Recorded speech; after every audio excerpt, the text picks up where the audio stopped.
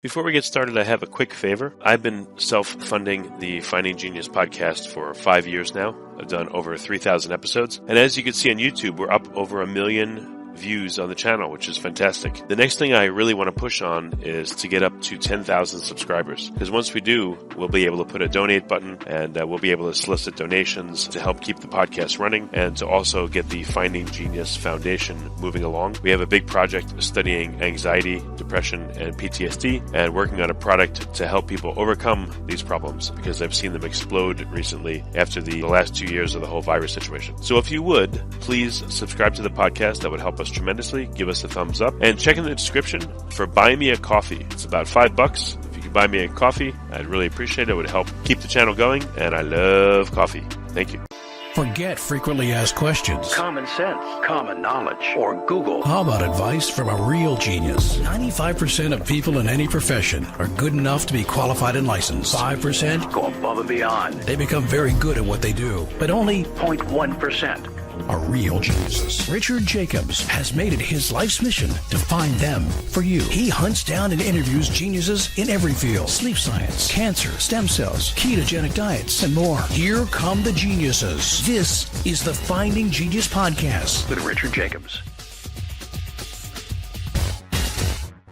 Hello, this is Richard Jacobs with the Finding Genius podcast. My guest today is Josh Dech. I thought his name might be Dech, and he said that might be a little bit flamboyant, and then I joked that it was flamboyant. But anyway, wanted to make sure the listeners got that horrible dad joke as we start. But Josh, he's a podcast host himself. It's called the ReversABLE podcast, or the ReversABLE podcast. We're going to talk about Crohn's disease and colitis. The topic will be the book, Crohn's and Colitis Decoded, Unraveling the Root Causes of IBD. So a very important topic that I'm sure is so painful and debilitating that listeners that have it, hopefully they'll get some insights that will provide them possible relief. So welcome. Thanks for coming, Josh. Rich, it's a pleasure to be here. And I love that little intro. Delightful. Thank you so much. And just for you guys wondering, when Richard's talking about decoding, we really do want to break it down for you in every essence of the way here, because if I can just be so bold to lead with this, Richard, I think the entire narrative around bowel disease like Crohn's colitis is wrong. I think what your doctors are taught is wrong, and it is not an autoimmune, random, or genetic condition, and it's very fixable. That's good to know. Okay. Usually the people I speak to, they've had personal experience with what they're passionate about. So, like, what's your history? Have you had it?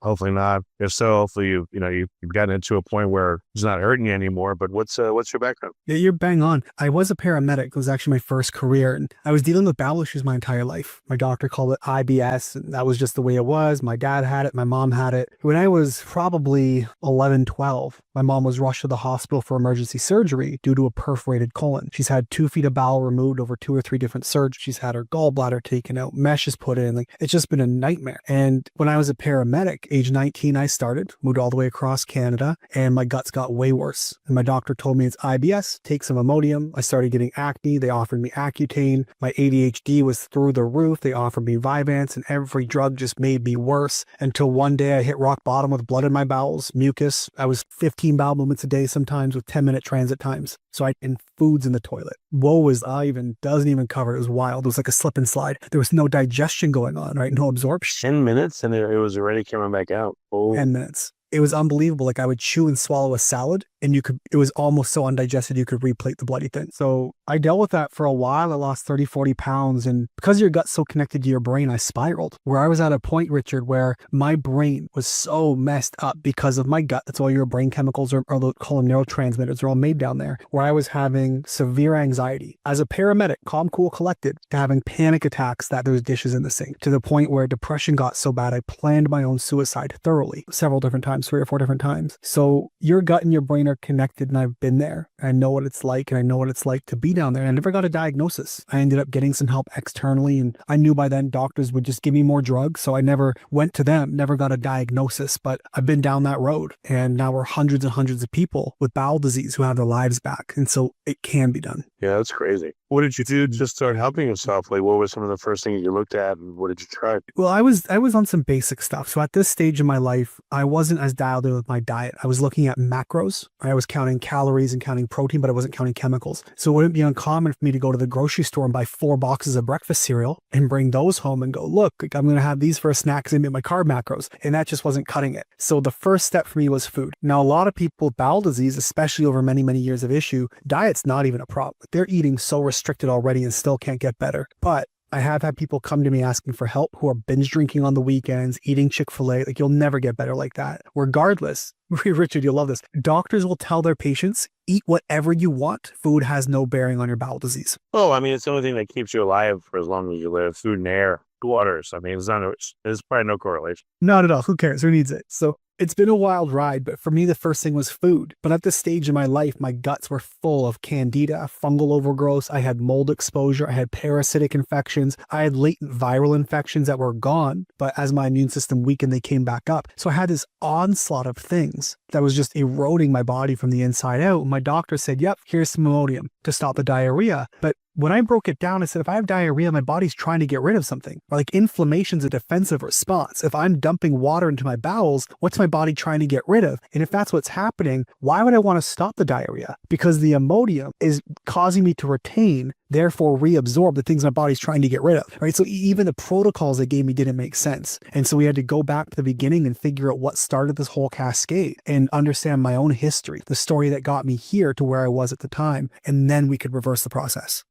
Okay, so what did you do? You knew about the condition of your bowel, everything with the candida. Was diet your first change, or like what are some of the things you did? Diet was huge. Diet was one of the biggest things that I was able to do for myself. I took out basic gluten, grains, dairy, sugars, anything refined, anything processed from a box. And for some people, this can be hard, because we're so accustomed to eating food that comes from a box that we almost don't know what real food is anymore. And I've been eating so clean for so long. Honestly, the thought of eating Pop-Tarts and Dunkaroos like I used to just makes my stomach turn. Like, I recognize that it's not food now, because I often describe us like human beings. If you were to take an animal in captivity and you feed it food directly from your hand, you bring it steaks, you bring it whatever, and you put it into the wild, it doesn't know how to hunt anymore. It doesn't know that that steak came from that animal. I got to go kill it myself. And as human beings, we shop so much at a grocery store. We shop so much around boxed food and packaged foods and processed foods that when it comes down to just eating vegetables and meat and eggs and basic stuff, we almost don't know what it is. We're like, I don't really like that. I'd rather taste this thing because it tastes better. But we don't realize that the foods have been chemically engineered to taste good. Right? It's a very wild process. So that was my first stop, was changing the way I was eating and the inputs that were causing me toxicity and contributing to bacterial overgrowth. But second to that, I had to open up what's called drainage pathways. So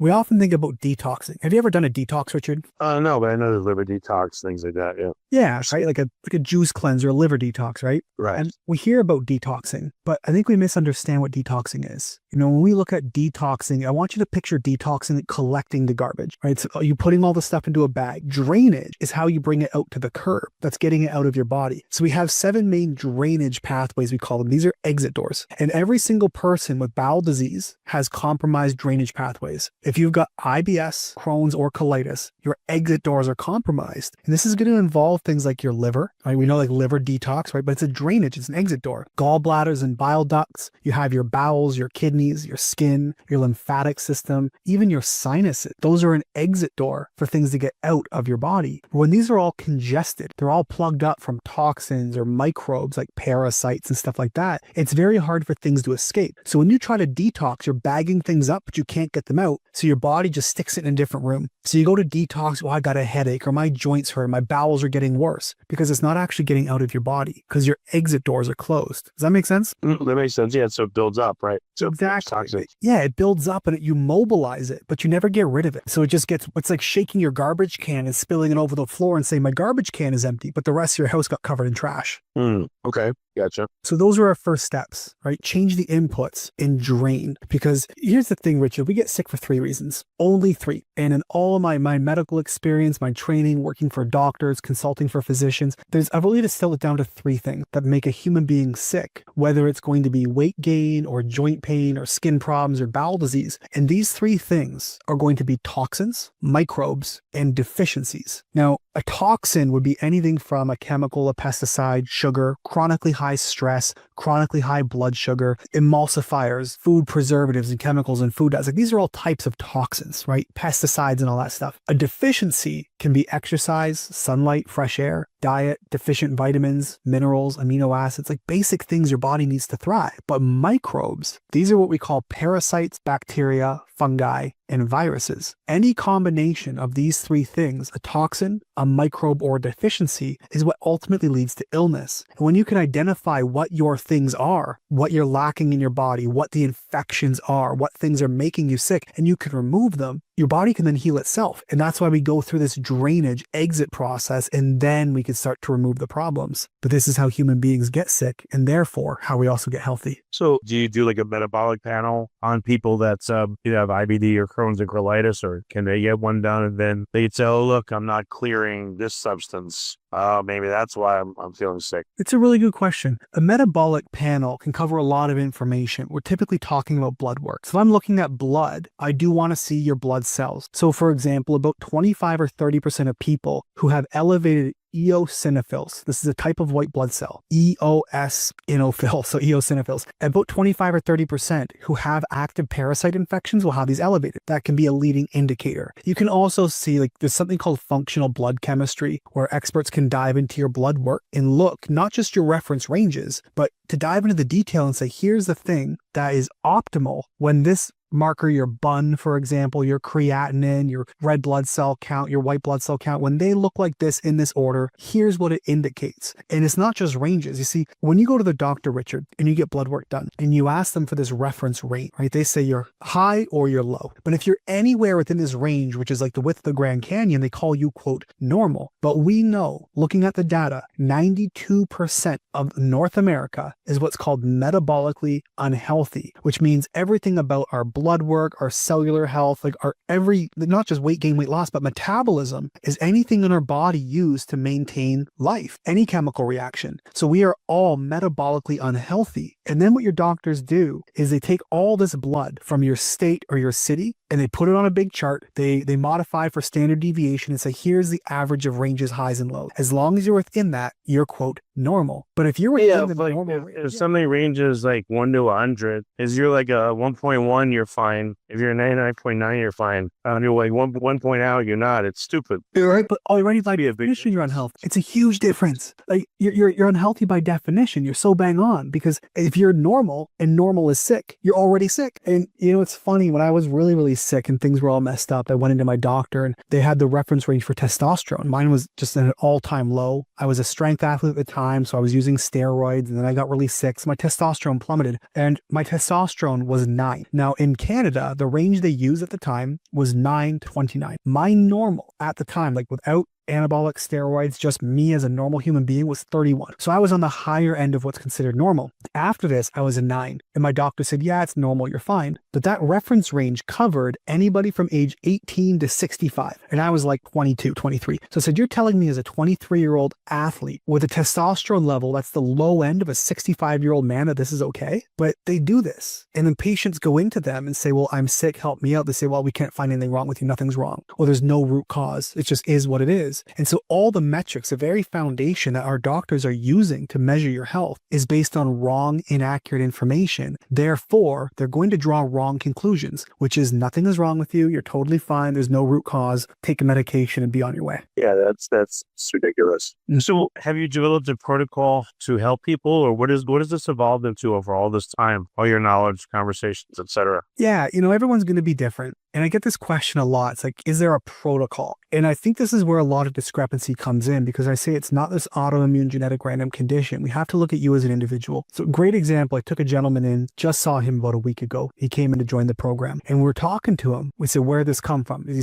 was 34. He says, well, I was 32. I ended up getting sick, got the flu, and my bowels started bleeding, never got better since. And I said, hold on, let's call him Richard. And so I said, Richard, how often does somebody get the flu and bleed from the bowel that you know of? Never. I said, exactly. So what made your body so susceptible that the flu was the straw that broke the camel's back? Well, we went back in time. We asked him, said, were you breast or bottle, strictly bottle fed? So he's already missed this entire microbiome, a seeding of natural bacteria and colostrum, all the things you get from breast milk. Early on as a child, he was having ear infections and tonsil issues. Mom had asthma, brothers had skin issues. Turns out there was a mold problem in the home. Mold further disrupts your gut bacteria, that ecosystem we call your microbiome. It disrupts your mitochondria, the very energy producers of your cells, you need them for detoxing, all kinds of stuff. It puts holes in your gut lining. It challenges your immune system and causes it to go haywire. So we have a poor seeding of gut bacteria, and then we have this mold infection, and then here he is in his early teens, he's having some health issues, not eating super well, starts getting acne. Well, when you don't have good bacteria, it's likely a fungal issue because they love low bacterial environments, and fungus like candida can produce acne. So his doctor gives him Accutane, which shuts off. Remember we talked about exit doors in the body? Skin is a drainage, like an exit pathway. Shut that off so those toxins couldn't leave. So he had to circulate around his body even further.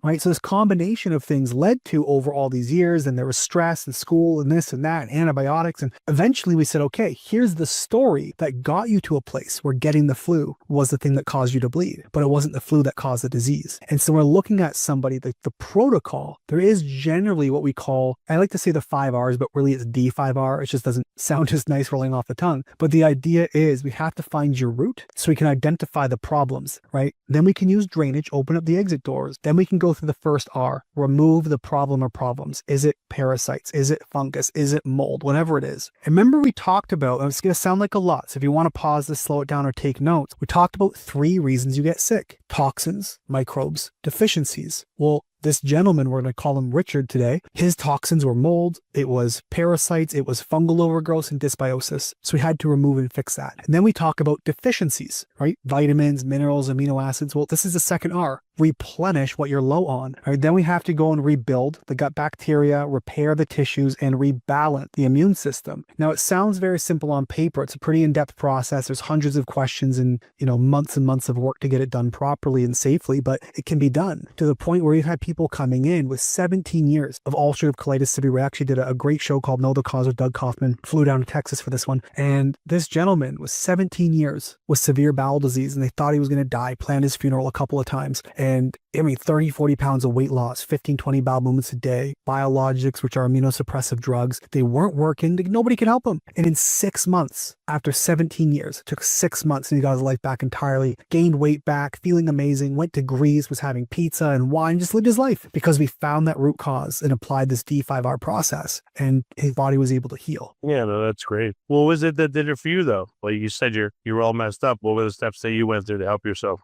For me, it was the drainage. I had to open up my liver and bile ducts. My liver was compromised from physical parasites. Like there's these tubes inside of your liver. We call them bile ducts. It's almost like those tube-like water slides. And there were parasites physically blocking these tubes. I had fungus, candida, that was growing inside of my gut. It was up to my mouth. It was all over. It was on my skin, coming out as acne. I had to remove all these bacterial overgrowths and all these toxins out of my system. I had to change the inputs that were contributing to toxins. And then through the same D5R process, I had to open up my exit doors, liver, gallbladder, bile ducts, skin, lymphatics, bowels, all these things that were congesting my body, making me sick. So my toxins couldn't leave. And then I had to remove the problems. For me, again, it was parasites, fungus, etc. But my diet, I was eating a lot of sugar, a lot of refined foods. That was the thing I had to begin removing. And then I had to give my body the tools it needed. That's the second R, replenish. I needed vitamins and minerals and amino acids. I needed supplementary support to help my gut bacteria grow back and help my gut heal and seal, or to soothe and cool. I had to rebuild that microbiome and repair the tissues, which are the next 2 R's. And then because again, my immune system was all jacked up, I was using certain formulations of supplements, specific vitamins,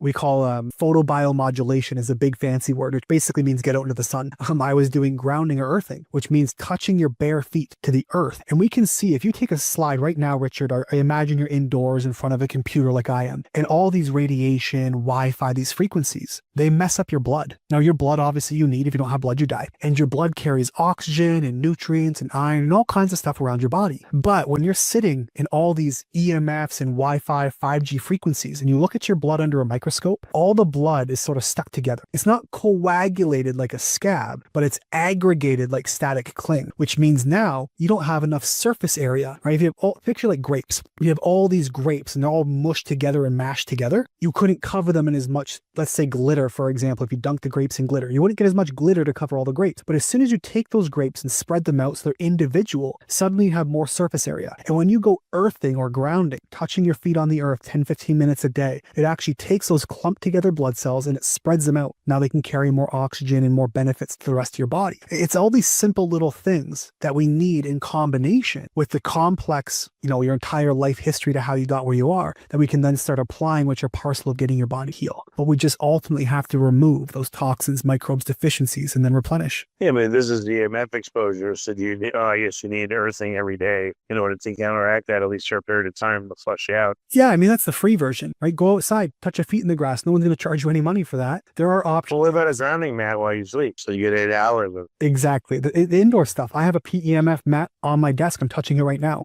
Right? Those little things can help and they make a world of difference. You mentioned a grounding mat for your bed, grounding sheets. You can get EMF protection. There's certain types of devices you can purchase that'll actually give you this type of protection to block EMFs. So there's all kinds of modern things we can use. But I think an important conversation we need to have, Richard, is that we have built a world around us that is no longer compatible with our biology, right? We're surrounded by EMFs and artificial chemicals and paints and petroleum-based products that humans 1,000 years ago were never exposed to, and which is why we have diseases humans never had before us. And so if our world is not compatible with our biology, we either get more close to nature to get more compatible, or we spend money on technology that bridges the gap to sort of dampen the damage of the world we've created. Gotcha. So do you work with patients directly? Do you offer just information? Like what is, is the book really the place to go? Like how can people learn more? There's a lot of places to get information. I do my best to make it to get out there as free as I can. We do work with clients individually. We do have custom programs we have. I got a ton of stuff though that's free. I think that's a great place to start. If you jump over to the YouTube, I'm like 500. If you jump over to YouTube, you can find my channel there. Just search Josh Dech. We have tons of information on Crohn's and colitis. I put out videos every single week. I've